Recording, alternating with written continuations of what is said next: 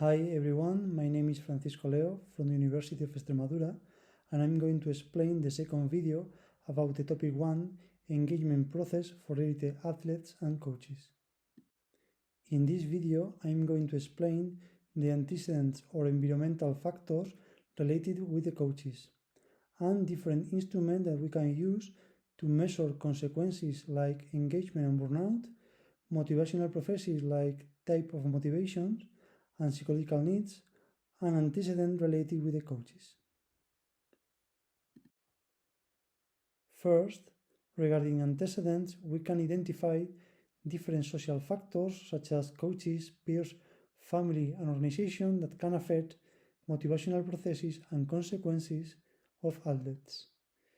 To study the social factors, there are two main motivational theories: self-determination theory and achievement goal theory. Based on self-determination theory, this social factor can support or threaten the autonomy, competence, and relentlessness of the athletes. These variables are related with the satisfaction or frustration of the psychological needs, and in turn are related with the type of motivation and different consequences. Based on achievement goal theory, social factors can affect the motivational orientation of the athletes, more related with the task, that is, perception on ability relative to personal progress, or more related with ego, perception on ability relative to demonstration of superior ability. And this type of motivational orientation are related with the involvement to the task with adaptive behavior pattern or with the ego involvement, with poor adaptive behavior pattern with the athlete perceived low ability.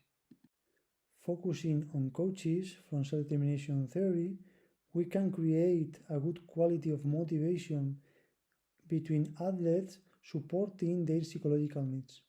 However, sometimes the pressure from above and from within can affect our behaviors and threaten these psychological needs.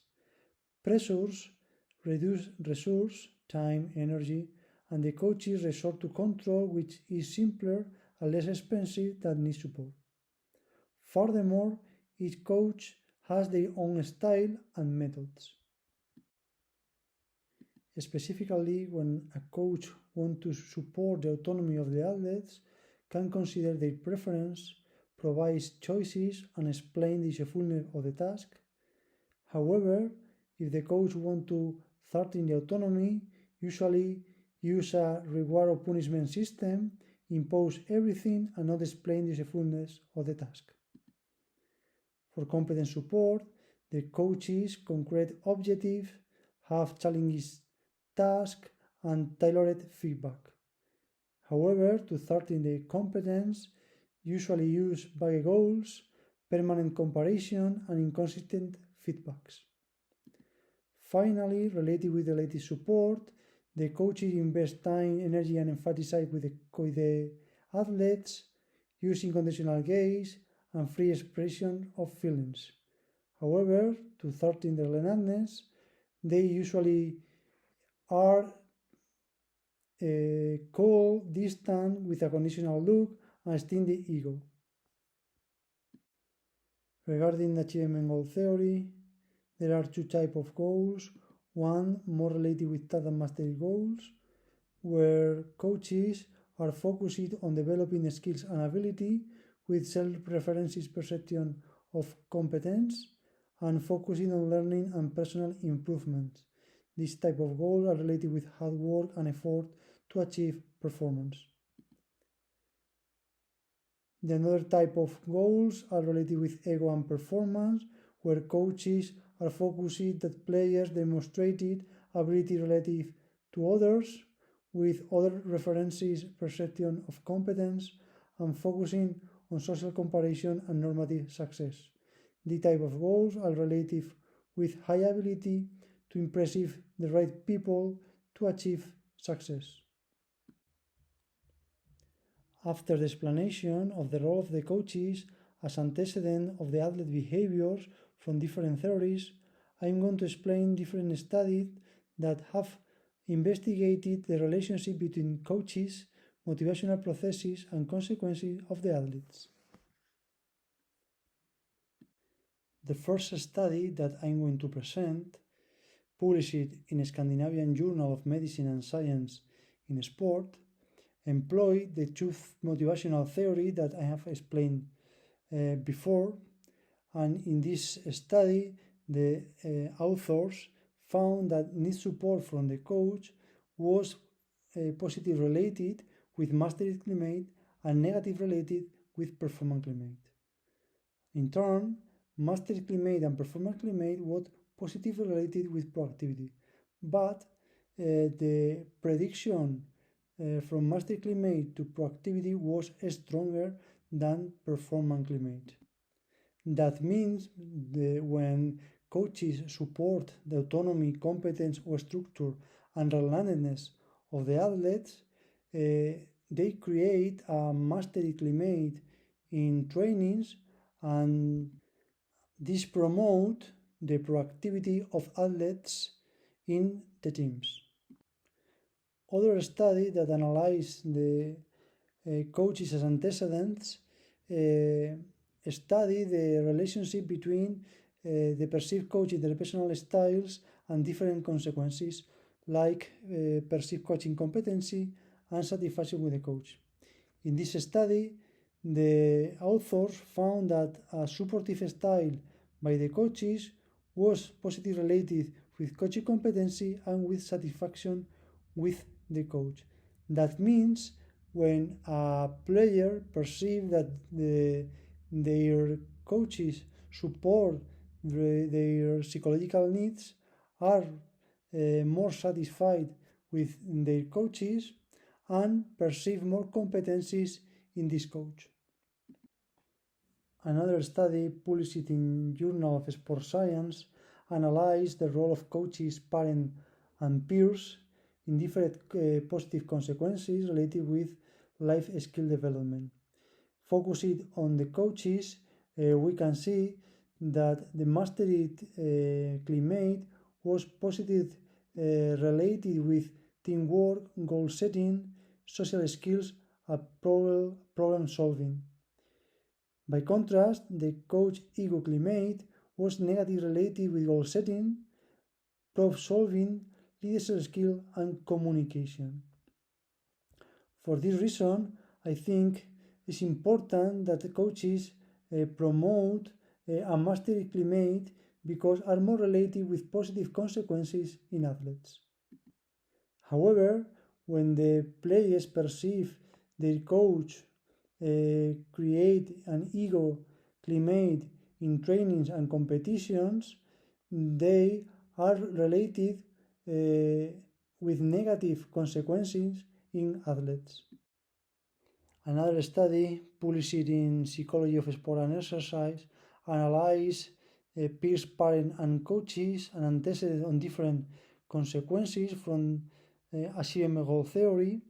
And in this case, if we pay attention in the coach climate, we can see that the task motivational climate was positively related with task goal orientation.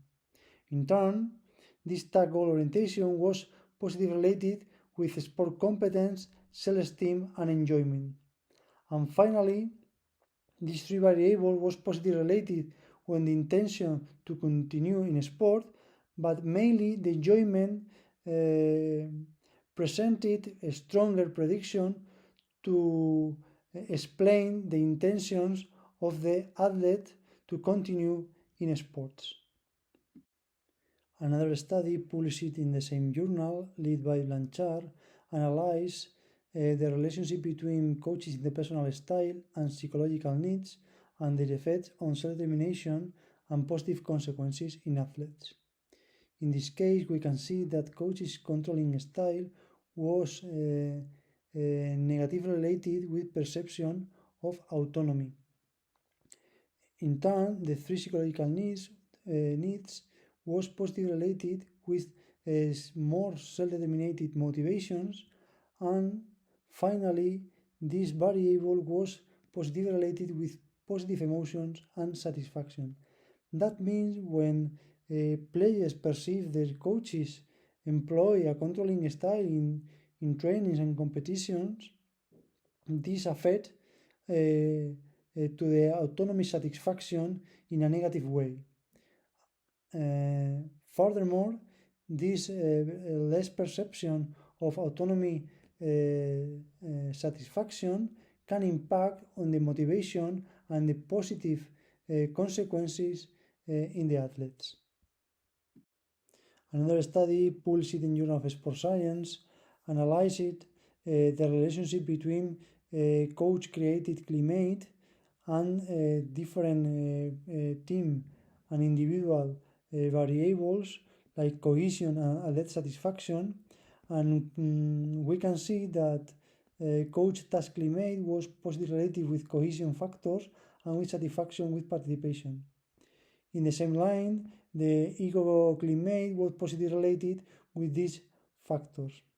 However, the prediction from task climate to the outcome was stronger than the prediction from ego climate.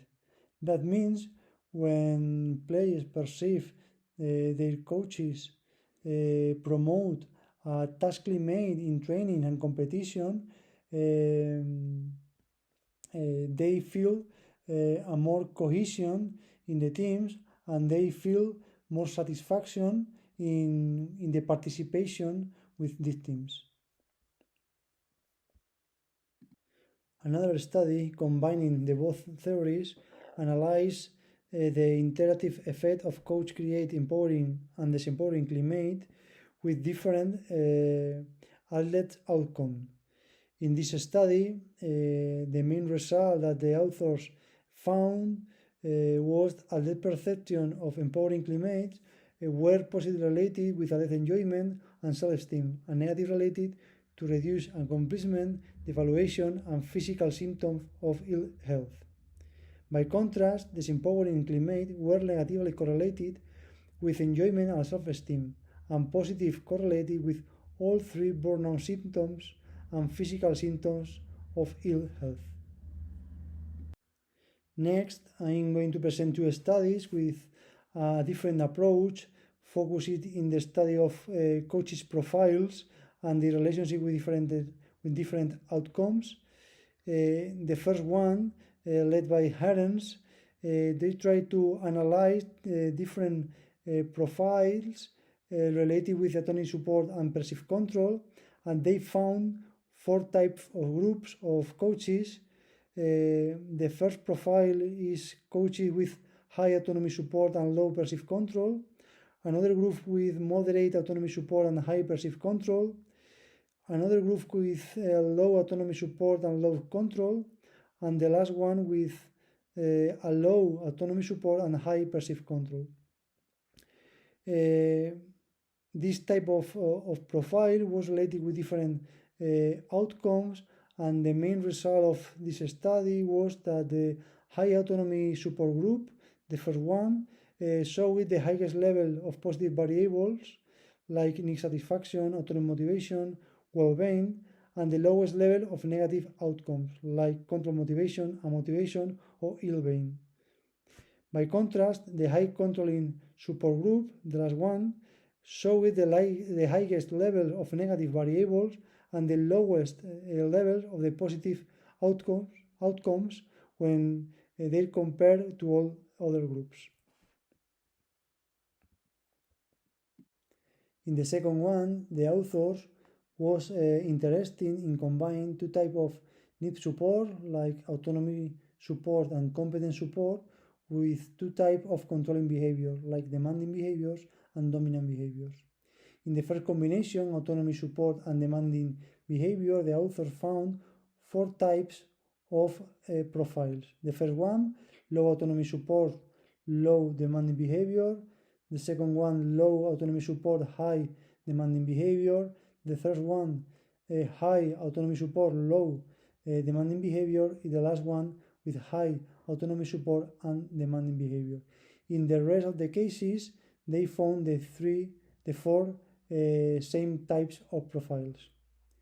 When the authors related these profiles with different outcomes, they found that athletes in the autonomy support and low control group reported the high levels of autonomy of athlete autonomous motivation and the lowest levels of control motivation.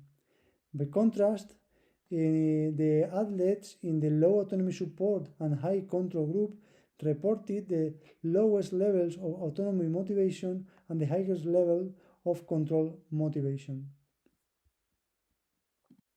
The following four studies are for intervention works with coaches and they measure different consequences. The first of them, developed by Pulido and colleagues, measured the support and 13 of the coaches and different type of motivation. The main results is that the experimental group maintained its levels in the three support factors and the control group decreased the competence and relentless support.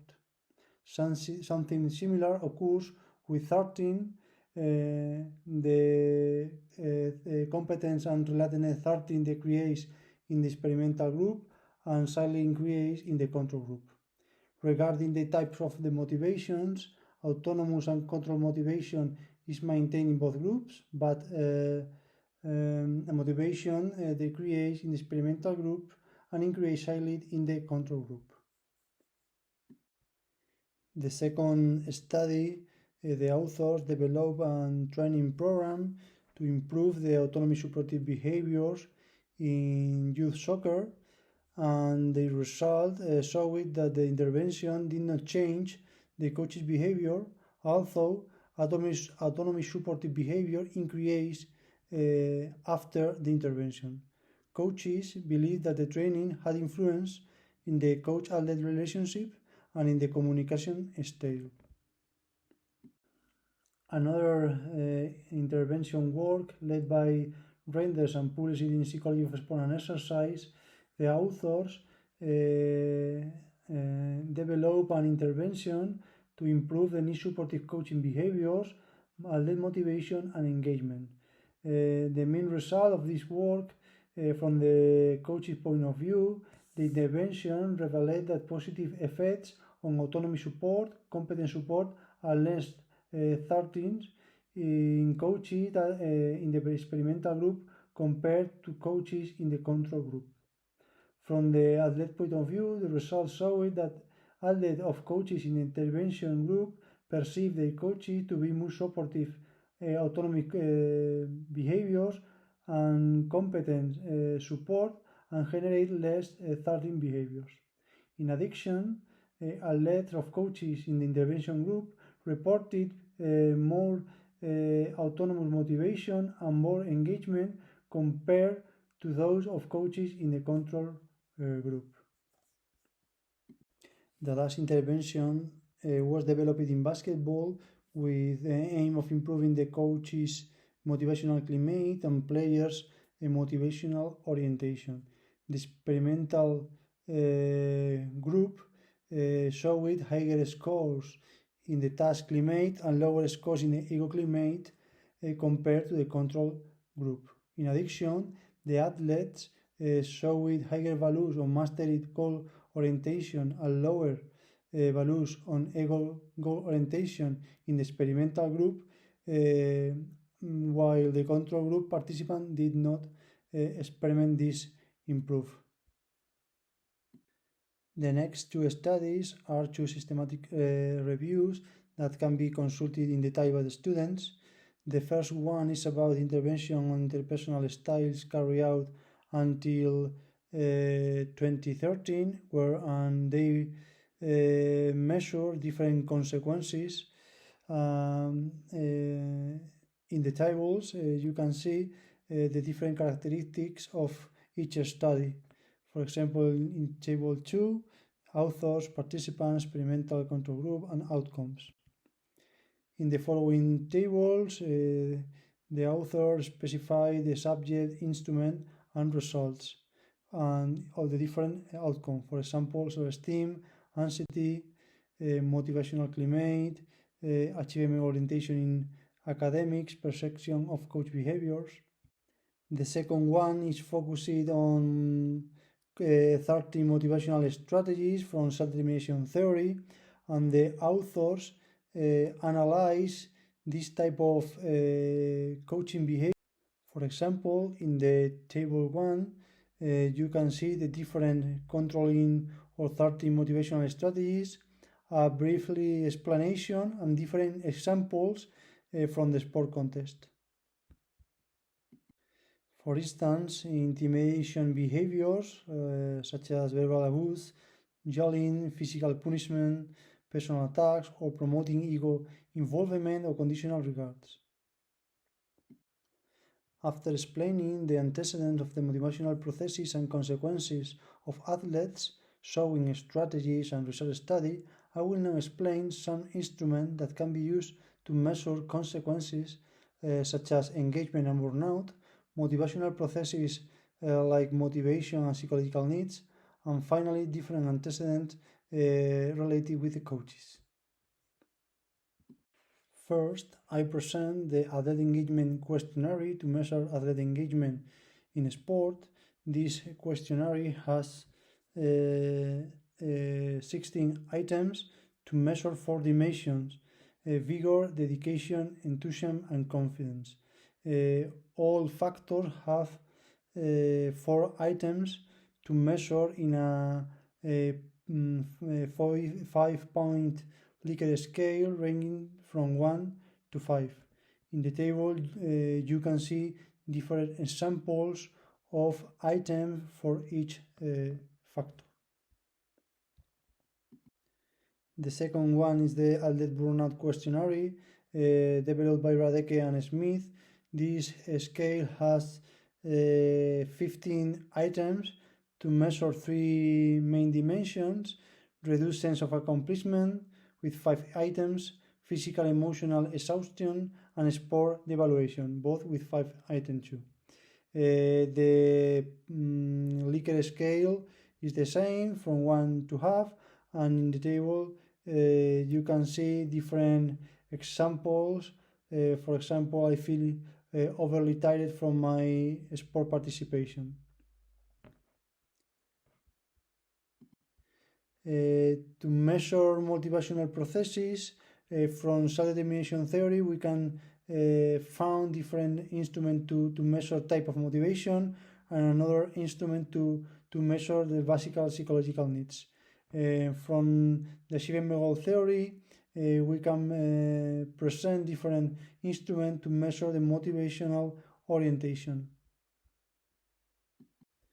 To measure the type of motivation from self-determination theory, we can found the intrinsic motivation inventory, sport motivation scale, and behavioral regulation in sport questionnaire as main instrument.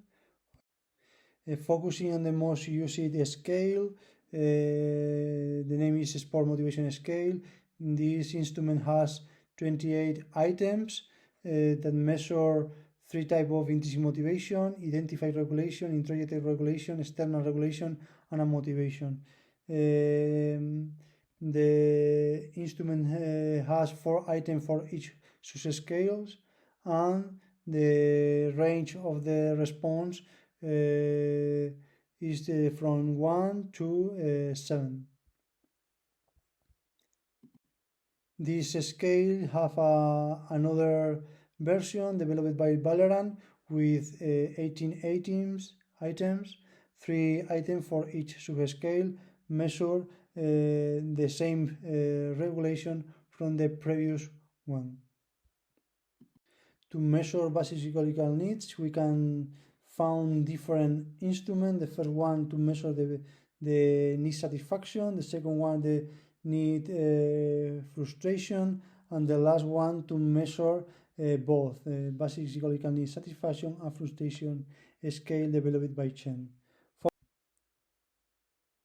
Focus it in this last one, we can see the scale with 24 items, 4 for each subscale to measure autonomy, competent, and relentless need satisfaction or needs frustration. The response ranked from 1 to 5, and in the table we can see different examples of items for each subfactor. From achievement goal theory to measure motivational orientation, we can see two main instruments. We are focusing the first one, task and ego orientation in sport questionnaire, developed by Chi and Duda.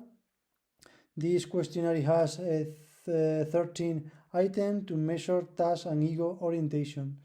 The responses ranked between 1 to 8, and in the table we can see some examples of items from each subscale. Regarding instrument to measure motivational antecedents, focusing in self-determination theory, we can see different options like the interpersonal behavior questionnaire, the coaching interpersonal style questionnaire, the tripartite measure of interpersonal behavior coach, or the control interpersonal styling coaching contest. Focusing on the first one, I think is the most used in the studies. This questionnaire has a total of 24 items to measure autonomy, competence, and related support, and autonomy, competence, and relatedness 13. This questionnaire has 4 items for each subfactor, and in table 1 we can see different examples. To measure coaching behavior from achievement goal theory, we can see the coach create empowering and disempowering motivational climate questionnaire, the perceived motivational climate in sport questionnaire 2, and the motivational climate scale for youth sport. Focuses in the first and second one. For example, the perceived motivational climate in sport questionnaire 2 developed by Newton and college. This questionnaire has 33 items to measure task and ego climate. In the second one, the empowering and disempowering motivational climate questionnaire developed by Appleton and college, they measure the autonomy support, the competence support by the task and ego involvement climate, and the social support to measure relatedness support. In this case, this questionnaire has 34 items to measure these 5 subfactors. And after the presentation of this instrument, I conclude the second video where we have explained the role of the coaches as the main antecedent of the motivational processes and consequences of the athletes, as well as the most used instrument to assess these consequences like engagement and burnout, the motivational processes, and the coaches' behaviors. Finally, I hope the contents of this video helps you in your works.